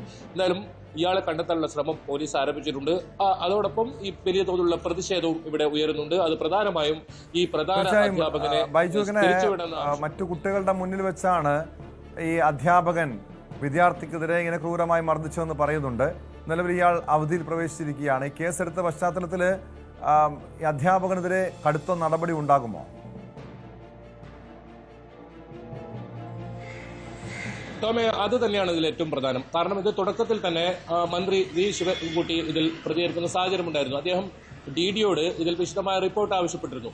ഇന്നലെ തന്നെ കുട്ടിയുടേത്, അതുപോലെ തന്നെ അധ്യാപികമാരുടേത്, അമ്മയുടേത്, ഇവരുടെ കൃത്യമായ തെളിവെടുപ്പ് നടത്തി ആ റിപ്പോർട്ട് ഇപ്പോൾ ഉന്നത വിദ്യാഭ്യാസ വകുപ്പിന് അയച്ചിട്ടുണ്ട്. ഇനി ഇതിൽ തീരുമാനമെടുക്കേണ്ടത് മന്ത്രിയുടെ ഭാഗത്തു നിന്നാണ്. ഇനി എന്ത് നടപടി ഈ അധ്യാപകന് എതിരെ എടുക്കും എന്നതാണ് കാത്തിരുന്ന് കാണേണ്ടത്. ഒരുപക്ഷെ അത് ഇത്തരത്തിൽ സസ്പെൻഷൻ ഉൾപ്പെടെയുള്ള നടപടികളായിരിക്കും തുടക്കത്തിൽ ഉണ്ടാവുക. ഇതിൽ കൂടുതൽ അന്വേഷണം ഇനി പോലീസിന്റെ ഭാഗത്തുനിന്നും ഇനി ഉണ്ടാകേണ്ടതുണ്ട്. കാരണം നേരത്തെ സൂചിപ്പിച്ചതുപോലെ തന്നെ മെഡിക്കൽ റിപ്പോർട്ട് ഇതിൽ പ്രധാനമാണ്. ആ മെഡിക്കൽ റിപ്പോർട്ടിനനുസരിച്ചായിരിക്കും ഇതിൽ കൂടുതൽ വകുപ്പുകൾ ചുമത്തണോ. നിലവിൽ BNS-ലെ 2 വകുപ്പുകളും നേരത്തെ പറഞ്ഞ JJ ആക്ടിലെ ഒരു 75 എന്ന് പറയുന്ന വകുപ്പാണ് ഇപ്പോൾ ചുമത്തിയിട്ടുള്ളത്. അതായത് സംരക്ഷിക്കാൻ ചുമതലപ്പെട്ടവർ തന്നെ ഇത്തരത്തിൽ ഉപദ്രവിക്കുന്ന ഒരു വകുപ്പ്, അത് ജാമ്യമില്ലാ വകുപ്പ് എന്നാണ് പറയുന്നത്. എന്തായാലും അത്തരം വകുപ്പുകൾ പുറമെ കൂടുതൽ വകുപ്പുകൾ ചുമത്തേണ്ട പോലീസ് ആലോചിക്കുന്നുണ്ട്. അത് ഈ മെഡിക്കൽ റിപ്പോർട്ട് കിട്ടിയതിന് ശേഷം ആയിരിക്കും. എന്നാലും DD-യുടെ റിപ്പോർട്ട് ഇപ്പോൾ തിരുവനന്തപുരത്തേക്ക് നൽകിയിട്ടുണ്ട്. ഇന്നലെ തന്നെ അത് പൂർത്തിയാക്കി വളരെ അടിയന്തരമായ തന്നെ ആ റിപ്പോർട്ട് സമർപ്പിച്ചിട്ടുണ്ട്. ഇനി വിദ്യാഭ്യാസ വകുപ്പിന്റെ ഭാഗത്തു നിന്നും എന്ത് നടപടി സ്വീകരിക്കുന്നു ഈ അധ്യാപകനെതിരെ? നിലവിൽ ഇതുവരെ ഏതെങ്കിലും സസ്പെൻഷൻ ഉൾപ്പെടെയുള്ള നടപടികളൊന്നും തന്നെ ഇതുവരെ സ്വീകരിച്ചിട്ടില്ല. ഒരു പക്ഷേ അത് വൈകാതെ തന്നെ ഉണ്ടായേക്കാം. കാരണം V. ശിവൻകുട്ടി അത് കൃത്യമായി പറഞ്ഞിരുന്നു, ഇത്തരം സംഭവങ്ങളിൽ ഒരു കാരണവശാലും ഒരു സ്കൂളുകളിലും ഉണ്ടാകരുത്, അതിനെതിരെ കർശന നടപടി ഉണ്ടാകുമെന്ന് അദ്ദേഹം ഇതിന് തൊട്ടു പിന്നാലെ തന്നെ, നമ്മുടെ വാർത്ത വന്നതിന് തൊട്ടു പിന്നാലെ തന്നെ മന്ത്രി പ്രതികരിക്കുകയുണ്ടായി. ഏതായാലും അത് പോലീസിൽ ആ സമയത്ത് ഇത് പരാതി നൽകിയിട്ടുണ്ടായിരുന്നില്ല. ഇന്നലെയാണ് ഇത് സംബന്ധിച്ച് പരാതി നൽകി. ഇന്നലെ വൈകിട്ടോടുകൂടിയാണ് പരാതി ഉണ്ടായത്. അതിനുശേഷമാണ് ഇപ്പോൾ റിപ്പോർട്ടും പോയിരിക്കുന്നത്. ഒപ്പം ബാലാവകാശ കമ്മീഷന്റെ കേസെടുക്കുന്ന സാഹചര്യം കൂടിയുണ്ട്. ബേക്കൽ ഡിവൈഎസ്പിയോട് ഇതിന്റെ വിശദമായ റിപ്പോർട്ടും തേടുന്ന സാഹചര്യമൊക്കെ ഉണ്ടായിരുന്നു. ഏതായാലും ഇതിൽ പ്രതിഷേധം ശക്തമാകുന്നുണ്ട്, നിയമ നടപടിയും ശക്തമായി മുന്നോട്ട് പോകുന്നുണ്ടെന്ന് വേണം പറയാൻ. ഇനി വിദ്യാഭ്യാസ വകുപ്പിന്റെ നടപടി അത് ഇനി എത്ര പെട്ടെന്ന് ഉണ്ടാകുമോ അതാണ് ഇനി അറിയേണ്ടത്. ഇതിനിടയിൽ തന്നെ ഈ പ്രധാന അധ്യാപകൻ മുൻകൂർ ജാമ്യത്തിന് ശ്രമിക്കുന്ന ഒരു വിവരവും പുറത്തു വരുന്നുണ്ട്. എന്തായാലും താൻ ഇത്തരത്തിലൊരു കുറ്റം ചെയ്തിട്ടുണ്ട് അല്ലെങ്കിൽ ഇങ്ങനെ അടിച്ചിട്ടുണ്ട് എന്ന കാര്യം ഇദ്ദേഹം സമ്മതിച്ചിട്ടുണ്ട്. അത് PTA കമ്മിറ്റിയോടാണ് സമ്മതിച്ചിരിക്കുന്നത്. ഈ കുട്ടിയുടെ മുഴുവൻ ചെലവും വഹിക്കാമെന്നും അദ്ദേഹം പറഞ്ഞിരുന്നു. ഒരുപക്ഷെ ഇത് കഴിഞ്ഞ തിങ്കളാഴ്ച, അതായത് 11-ാം തീയതി നടന്ന ഒരു സംഭവം ഇത്രയും ദിവസം കഴിഞ്ഞ് പരാതി നൽകാൻ തന്നെ കാരണം ഇതിൽ ഇത്തരത്തിലുള്ളൊരു ചെലവ് എടുക്കാമെന്ന തരത്തിലൊരു ഒത്തുതീർപ്പ് ചർച്ചയൊക്കെ നടന്നിട്ടുണ്ടാകാം. അതിനിടയിലാണ് നമ്മൾ ഈ ഒരു വാർത്ത കഴിഞ്ഞ ദിവസം വൈകിട്ടോടുകൂടി ഈ വാർത്ത പുറത്തു കൊണ്ടുവരുന്നത്. അതോടുകൂടിയാണ് ഇത് വിവാദമാവുകയും വലിയ തോതിലുള്ള പ്രതിഷേധം വരുന്ന സാഹചര്യം ഉണ്ടായത്. എന്നാലും ഈ അധ്യാപകനെതിരെ, പ്രധാന അധ്യാപകനെതിരെ വിദ്യാഭ്യാസ വകുപ്പ് എന്ത് നടപടി സ്വീകരിക്കുന്നു, ഇനി പോലീസിന്റെ അടുത്ത നീക്കം, ഇതാണ് ഇതിൽ ഏറ്റവും പ്രധാനം. യെസ്, അത് തന്നെയാണ് അറിയേണ്ടത്. കാരണം പോലീസിന്റെ ഭാഗത്ത് നടപടി ഉണ്ടായിട്ടുണ്ട്, കേസെടുത്തിട്ടുണ്ട്. ഇനി വിദ്യാഭ്യാസ വകുപ്പ് ഈ അധ്യാപകനെതിരെ എന്ത് നടപടി സ്വീകരിക്കും എന്നതറിയണം. കടുത്ത നടപടി. കാരണം ഇത് ഒരു സ്കൂളുകളിൽ ഇതുപോലുള്ള മൂന്നാം മുറ പ്രയോഗങ്ങളൊന്നും അനുവദിച്ചുകൂടാ. കാരണം കുട്ടികളുടെ മനസ്സിനെ മുറിപ്പെടുത്തുന്നതാണ്, അവരുടെ ഭാവി പോലും ബാധിക്കുന്നതാണ്. ഇതുപോലെ വിദ്യാർത്ഥികളെ ക്രൂരമായി മർദ്ദിക്കുന്ന അധ്യാപകർക്കെതിരെ നടപടി തന്നെ സ്വീകരിക്കണം. മലപ്പുറം വണ്ടൂരിൽ 17-കാരന് ക്രൂരമർദ്ദനം. പാണ്ടിക്കാട് GHSSലെ +2 വിദ്യാർത്ഥിക്കാണ് മർദ്ദനമേറ്റത്. സുഹൃത്തുക്കൾക്കൊപ്പം ചായ കുടിക്കാൻ പോയപ്പോഴാണ് മർദ്ദനമേറ്റത്. തലയിലും പുറത്തും കൈക്കും ഗുരുതര പരിക്കുപറ്റി. വണ്ടൂർ അയനിക്കോട് വെച്ചാണ് സംഭവം. പിതാവിന്റെ പരാതിയിൽ വണ്ടൂർ പോലീസ് കേസെടുത്തിട്ടുണ്ട്. ഞങ്ങള് ചെങ്ങൈമാരെല്ലാവരും പാടെ കൂടി കഴിഞ്ഞ ഞായറാഴ്ച ചായ കുടിച്ചാൻ പോയതാണ്.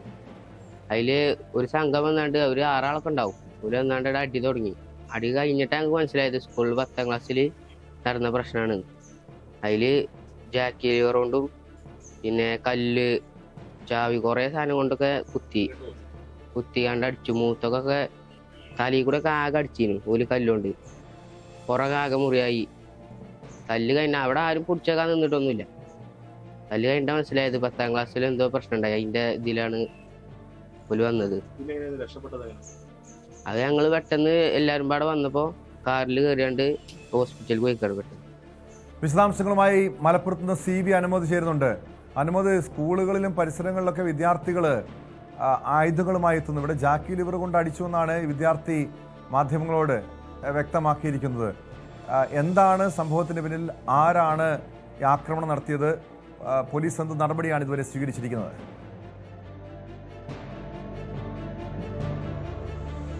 ഏറ്റവും പ്രധാനപ്പെട്ട കാര്യം, ഇത് സ്കൂളിന്റെ പരിസരത്തല്ല ഈ സംഭവം ഉണ്ടായിരിക്കുന്നത്. ഇത് ഒരു ചായ കുടിക്കാൻ പോയപ്പോൾ ചായക്കടയുടെ മുമ്പിൽ വെച്ചാണ് അത്. പക്ഷേ ഇതിലേക്ക് വഴി വെച്ചത് ഇവർ സ്കൂളിൽ പഠിച്ചപ്പോൾ ഉണ്ടായ പ്രശ്നങ്ങളാണ് എന്നാണ് അത് മനസ്സിലാക്കാൻ കഴിയുന്നത്. കഴിഞ്ഞ ഞായറാഴ്ചയാണ് അൻഷിദിന് ഈ ഒരു മർദ്ദനമേറ്റത്. വൈകുന്നേരം 7:15 അൻഷിദും കൂട്ടുകാരും ചായ കുടിക്കാൻ അയനിക്കോട്ടുള്ള ഒരു ചായക്കടയിൽ പോയപ്പോൾ അവിടെ നിന്ന് അൻഷിദിനെ മുൻപ് മർദ്ദിച്ച, അല്ലെങ്കിൽ അൻഷിദുമായി മുൻപ് പ്രശ്നമുണ്ടായ സംഘത്തിലെ ഒരാളുണ്ടായിരുന്നു. അവരുടെ കൂട്ടത്തിൽ മറ്റുള്ളവരുണ്ടായിരുന്നു. അവരങ്ങനെ അൻഷിദിനെ മർദ്ദിക്കുകയായിരുന്നു. കാറിൽ കയറി വാതിലടച്ചിട്ട് പോലും പുറകിലെ ഡിക്കി കുത്തി തുറന്ന് അതുവഴിയും മർദ്ദനം തുടർന്നു. അതുപോലെ തന്നെ വലിയ പരിക്കുകൾ ശരീരത്തിൽ ഏറ്റിട്ടുണ്ട്. വലത് കൈ ഒടിഞ്ഞിട്ടുണ്ട്. പുറത്ത് മുറിവിൻ്റെ പാടുകളുണ്ട്. കൊടിയ മർദ്ദനമാണ് ഈ ഒരു 17-കാരന് കഴിഞ്ഞ ദിവസം നേരിടേണ്ടി വന്നത്. ഇതിലേക്ക് നയിച്ചത് മുൻപ്, ഒരു വർഷം മുൻപ് അൻഷിദ് സ്കൂളിൽ പഠിക്കുമ്പോൾ ഉണ്ടായ പ്രശ്നങ്ങളാണ്. അന്ന് പ്രശ്നം ഉണ്ടായപ്പോൾ അത് പരിഹരിച്ചിരുന്നു. പക്ഷേ ആ വിഷയത്തിൽ ഉണ്ടായിരുന്ന ഒരു കുട്ടി, അയാൾ ഇപ്പോൾ ഈ വിഷയത്തിൽ അവസരം കിട്ടിയപ്പോൾ അൻഷിദിനെ കൂട്ടുകാരുമായി ചേർന്ന് മർദ്ദിച്ചു എന്ന തരത്തിലാണ് കാര്യങ്ങൾ പറയുന്നത്. എന്നാണെങ്കിൽ ഇതുമായി ബന്ധപ്പെട്ട അന്വേഷണം പോലീസിന്റെ ഭാഗത്തുനിന്ന് തുടങ്ങിയിട്ടുണ്ട്. ഇവരെ കണ്ടെത്താനുള്ള ശ്രമങ്ങൾ നടക്കുന്നുണ്ട്. ഒപ്പമുള്ളവരെ, ഒരാളെ മാത്രമാണ് അൻഷിദിന് തിരിച്ചറിയാൻ കഴിഞ്ഞിട്ടുള്ളത്. ബാക്കിയുള്ളവരെ പോലീസ് അന്വേഷിക്കുകയാണ്. നമ്മൾ മുൻപൊക്കെ പലപ്പോഴും റിപ്പോർട്ട് ചെയ്തിട്ടുള്ള സ്കൂളിലെ തല്ലുമാല അല്ലെങ്കിൽ സ്കൂളിലെ അടിപിടി, അതിൻ്റെ തുടർച്ചയായിട്ടാണ് ഇത്തരം സംഭവങ്ങൾ ആവർത്തിക്കുന്നത് എന്നതാണ് ഏറ്റവും ദുഃഖകരമായ കാര്യം. കാരണം കഴിഞ്ഞ ഫെബ്രുവരി മാർച്ച് മുതൽ നമ്മൾ ഈ സ്കൂളുകളിലെ ഫെയർവെൽ പാർട്ടിക്കിടയിൽ ഉണ്ടാകുന്ന അക്രമങ്ങളും മറ്റു വിഷയങ്ങളും ഒക്കെ ഒരുപാട് കാണുകയും അത് വാർത്തയാക്കുകയും ചെയ്തതാണ്. ചർച്ചയാക്കുകയും ചെയ്തതാണ്. അതുപോലെ തന്നെ സമാനമായ ഒരു സംഭവത്തിൻ്റെ തുടർച്ചയാണ് ഇപ്പോഴത്തെ ഈ 17-കാരന് മർദ്ദനമേൽക്കാനുണ്ടായ സംഭവം എന്നാണ് മനസ്സിലാക്കാനാവുന്നത്. എന്നാലും പോലീസിൻ്റെ ഭാഗത്തുനിന്നും അന്വേഷണം തുടങ്ങിയിട്ടുണ്ടെന്നാണ് അന്വേഷണ ഉദ്യോഗസ്ഥർ നമ്മളോട് പറഞ്ഞത്. തീർച്ചയായും അനുമോദ് സൂചിപ്പിച്ചതുപോലെ കഴിഞ്ഞ ഒരു വർഷമായി പതിവായി നമ്മൾ കേൾക്കാറുള്ളതാണ്. അന്നൊക്കെ ഇത് ഒരു ഒറ്റപ്പെട്ട സംഭവമായിരുന്നുവെങ്കിൽ, അത് പലപ്പോഴും നമ്മൾ മാധ്യമങ്ങൾ അത് ചർച്ച ചെയ്യുമായിരുന്നെങ്കിൽ, ഇന്ന് എല്ലാ ദിവസവും പല സ്കൂളുകളിലും ഇതുപോലുള്ള അക്രമ സംഭവങ്ങൾ അരങ്ങേറുന്നുണ്ട്. വിദ്യാർത്ഥികൾ, അതായത് പ്രായപൂർത്തിയാകാത്ത കുട്ടികൾ ആയുധങ്ങളുമായി, മാരകായുധങ്ങളുമായി സ്കൂളിലെത്തുന്നു, സഹപാഠികളെ ആക്രമിക്കുന്നു. അതും നിസ്സാര പ്രശ്നങ്ങളുടെ പേരിലൊക്കെയാണ്. ഈ സംഭവത്തിന് പിന്നിലും സ്കൂൾ വിദ്യാർത്ഥികൾ തന്നെയാണോ? മാത്രമല്ല, ഈ പിതാവിൻ്റെ പരാതിയിൽ കേസെടുത്തിട്ടുണ്ട്. ഇത് സംഘം ചേർന്നുള്ള ആക്രമണമായിരുന്നു എന്ന് പറയുന്നു. ഈ വിദ്യാർത്ഥിക്കൊപ്പം മറ്റു കുട്ടികളുണ്ടായിരുന്നു പറയുന്നുണ്ട്. ഈ 17-കാരന്, ഈ +2 വിദ്യാർത്ഥിക്ക് മാത്രമാണോ ആക്രമണത്തിൽ പരിക്കേറ്റത്?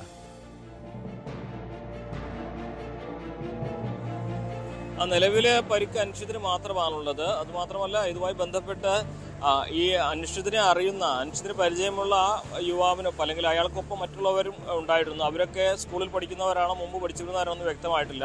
ഒരാളെ മാത്രമാണ് പരിചയമുള്ളത്. പക്ഷേ അവരൊക്കെ നാട്ടിൽ മറ്റേതെങ്കിലും സംഘക്കാരായിരിക്കാം, അതല്ലെങ്കിൽ അനിശ്ചിതനെ കണ്ട് ഇയാൾ കൊണ്ടുവന്നതായിരിക്കാം. അതിനെക്കുറിച്ച് എന്താണെങ്കിലും പോലീസ് ഈ ഘട്ടത്തിൽ വ്യക്തമാക്കിയിട്ടില്ല. ഇക്കാര്യത്തിൽ അന്വേഷണം നടക്കുകയാണ് എന്നാണ് പോലീസിന്റെ ഭാഗത്ത് നിന്ന് ലഭിച്ച ഒരു വിശദീകരണം. പക്ഷേ ഇവിടെ ഏറ്റവും പ്രധാനപ്പെട്ട ഒരു കാര്യം ഇത്തരം അക്രമത്തിലേക്ക് നയിക്കുന്ന സാഹചര്യങ്ങൾ തന്നെയാണ്. സാധാരണഗതിയിൽ സ്കൂളിലെ ഈഗോ ക്ലാഷും അല്ലെങ്കിൽ ചെറിയ വാക്കുതർക്കങ്ങളൊക്കെ വലിയ കയ്യാങ്കളിയിലേക്ക് എത്തുകയും കയ്യാങ്കളി അക്രമത്തിലേക്ക് വഴിമാറുകയും ചെയ്യുന്ന സാഹചര്യം. അതുപോലെ തന്നെ ഈ അക്രമ ദൃശ്യങ്ങളും ആക്രമിക്കുന്നതുമൊക്കെ സാമൂഹ്യ മാധ്യമങ്ങളിൽ പങ്കുവെച്ച് പരസ്പരം വെല്ലുവിളിക്കുന്ന തരത്തിലുള്ള രീതി, അത് എല്ലാം തന്നെ വലിയ തോതിൽ കഴിഞ്ഞ മാസങ്ങളിൽ നമ്മൾ കണ്ടതാണ്. ഒപ്പം തന്നെ ഈ ചെറിയ കുട്ടികളുടെ കയ്യിൽ പോലും വലിയ തോതിൽ തന്നെ ആക്രമണം നടത്താൻ കഴിയുന്ന ആയുധങ്ങളും മാരകായുധങ്ങളൊക്കെ അവർക്ക് ലഭിക്കുന്നു. ലഹരി ശൃംഖലയുടെ ഒരു സ്വാധീനം ഇവരിലേക്ക് എത്തുന്നു. ചുരുക്കം പറഞ്ഞാൽ ലഹരി ശൃംഖലയും അതുപോലെ സാമൂഹ്യ മാധ്യമങ്ങളോട് ഉണ്ടാകുന്ന പല കാര്യങ്ങളും ഈ കുട്ടികളുടെ പെരുമാറ്റത്തെയൊക്കെ വലിയ തോതിൽ തന്നെ ബാധിക്കുന്നുണ്ട്. അതിൻ്റെ തുടർച്ച തന്നെയാണ് ഈ അക്രമങ്ങളും എന്ന് തന്നെ വേണം കരുതാൻ. ഇപ്പോഴുണ്ടായ അക്രമത്തിന് പിന്നിൽ ഒരു ആളെ മാത്രമേ ഈ കുട്ടിക്ക് അറിയുള്ളൂ. മറ്റുള്ളവരെ പോലീസ് അന്വേഷിക്കുകയാണ്. ഒരുപക്ഷെ ഏതെങ്കിലും ലഹരി സംഘത്തിന് ഇതുമായി ബന്ധമുണ്ടോ, അവരുടെ സ്വാധീനമുണ്ടോ എന്നുള്ള കാര്യങ്ങളൊക്കെ വരും ദിവസങ്ങളിൽ മാത്രമാണ് അറിയുക. എന്തുതന്നെയാണെങ്കിലും സ്കൂളിലെ അക്രമങ്ങൾ അത് ഒരു തരത്തിലും അവസാനിക്കുന്നില്ല. സ്കൂൾ വിട്ടിറങ്ങിയാലും പിന്തുടർന്ന് ആക്രമിക്കുന്ന അവസ്ഥയിലേക്ക് കുട്ടികളുടെ മാനസികാവസ്ഥയൊക്കെ മാറുന്നു എന്നുള്ളത് അത്യധികം ദുഃഖകരമായൊരു വസ്തുതയാണ് കേട്ടോ.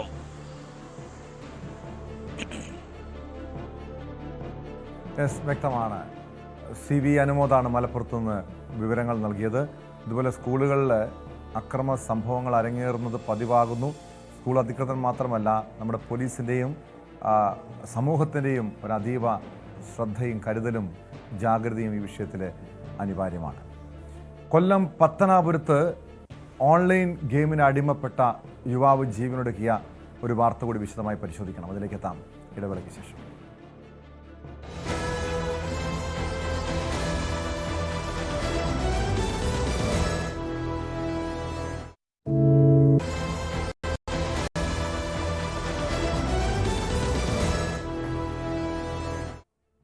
സ്പോട്ട് ലൈവ് തുടരുന്നു.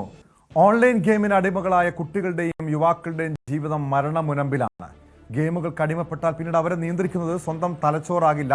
പല രീതിയിലുള്ള ടാസ്കുകളും പണം നഷ്ടവും മാനഹാനിയും പിന്നീട് അവരെ ആത്മഹത്യയിലേക്ക് പോലും നയിക്കാം. കൊല്ലം പത്തനാപുരത്ത് സ്കൂൾ ജീവനക്കാരനായ യുവാവ് ജീവനൊടുക്കിയ കേസിൽ പുറത്തുവരുന്നത് ഓൺലൈൻ ഗെയിമിന്റെ കെണിയാണ്. പത്തനാപുരം മൗണ്ട് താബോർ സ്കൂളിലെ ജീവനക്കാരനായ മലപ്പുറം സ്വദേശി ടോണി കെ തോമസ് ആണ് ഫ്ളാറ്റിൽ തൂങ്ങി മരിച്ചത്. സംഭവത്തിൽ യുവാവിന്റെ ആത്മഹത്യാക്കുറിപ്പ് പോലീസ് കണ്ടെടുത്തു. ഓൺലൈൻ ഗെയിമിന് അടിമപ്പെട്ട് കടുത്ത സാമ്പത്തിക ബാധ്യത ഉണ്ടായതായും താൻ ജീവനെടുക്കുന്നു എന്നുമായിരുന്നു ആത്മഹത്യാക്കുറിപ്പിൽ എഴുതി വച്ചിരുന്നത്. വിനീഷ് ചേരുന്നുണ്ട് കൊല്ലത്തുനിന്ന് വിവരങ്ങളുമായി. വിനീഷ്, ഇതുപോലുള്ള ഓൺലൈൻ ഗെയിം മരണക്കെണി ഒരുക്കുന്ന വാർത്തകൾ കഴിഞ്ഞ കുറേ നാളുകളായി നമ്മൾ റിപ്പോർട്ട് ചെയ്യാറുള്ളതാണ്. പക്ഷെ അതിൽ കൂടുതലും ഇരകളായിട്ടുള്ളത് കുട്ടികളായിരുന്നുവെങ്കിൽ ഇവിടെ ഒരു യുവാവിൻ്റെ ജീവനെടുത്തത് ഓൺലൈൻ ഗെയിമിനെ തുടർന്നുള്ള സാമ്പത്തിക ബാധ്യതയാണ്. എന്തൊക്കെയാണ് ഈ ആത്മഹത്യാക്കുറിപ്പിൽ എഴുതിയിട്ടുള്ളത്? ആത്മഹത്യാക്കുറിപ്പിലെ വിവരങ്ങൾ എന്താണ്? പോലീസ് എന്ത് നടപടിയാണ് സ്വീകരിച്ചിരിക്കുന്നത്? ടോം, ടോം സൂചിപ്പിച്ചതുപോലെ തന്നെ ഈ വിനോദത്തിന്റെ പേരിലാണ് പലരും ഓൺലൈൻ ഗെയിമിംഗ് ആരംഭിക്കുന്നത്. പക്ഷേ അതൊരു ശീലമാകുന്നതോടെ അവരുടെ ജീവൻ നഷ്ടപ്പെടുന്ന ഒരു സാഹചര്യത്തിലേക്കാണ് എത്തുന്നത്. ടോം, നിലവിൽ ഇത്തരം കേസുകൾ വർദ്ധിക്കുന്നതായിട്ടാണ് നമുക്ക് പോലീസിൽ നിന്നും അറിയാൻ കഴിയുന്നത്. വലിയ രീതിയിലുള്ള ഒരു ആശങ്കയിലേക്കാണ് നമുക്ക് വഴി വെച്ചിരിക്കുന്നത്. ഈ കഴിഞ്ഞ ദിവസമായിരുന്നു Pathanapuram Saint Stephen's higher secondary സ്കൂളിലെ ഓഫീസ് അസിസ്റ്റന്റ് ആണ് തൂങ്ങി മരിച്ച നിലയിൽ കണ്ടെത്തിയത്. മലപ്പുറം സ്വദേശിയാണ്. 27 വയസ്സാണ് ഇയാൾക്ക്. ടോണി കെ തോമസ് എന്നാണ് ഇയാളുടെ പേര്. മരണകാരണം കടുത്ത സാമ്പത്തിക ബാധ്യതയാണെന്നും ഇയാൾ ഓൺലൈൻ ഗെയിമിന് അടിമയാണെന്നുമാണ് പോലീസിൽ നിന്ന് നമുക്ക് അറിയാൻ കഴിയുന്നത്. ഇതുമായി ബന്ധപ്പെട്ട് ഒരു ആത്മഹത്യാ കുറിപ്പും പോലീസിന് ലഭ്യമായിട്ടുണ്ട്. ഓൺലൈൻ ഗെയിം കളിച്ച് 13 ലക്ഷത്തോളം രൂപയുടെ ബാധ്യത ഇയാൾ ഉണ്ടാക്കിയിരുന്നു എന്നാണ് അറിയുന്നത്. ബന്ധുക്കളിൽ നിന്നും അത്തരത്തിലുള്ള ഒരു മൊഴിയാണ് പോലീസിന് ലഭ്യമായിരിക്കുന്നത്. അടുത്തിടെ ഇതുമായി ബന്ധപ്പെട്ട് യുവാവിന് ബന്ധുക്കൾ കൗൺസിലിംഗ് നൽകിയെന്നും പറയുന്നുണ്ട്. തുടർന്ന് ഡ്രീം 11 മൊബൈൽ ഗെയിമാണ് ഇയാൾ കളിച്ചിരുന്നതെന്നാണ് പോലീസിന് ലഭ്യമായിരിക്കുന്നത്. ഈ രാവിലെ ഏറെ വൈകിയും ഇയാൾ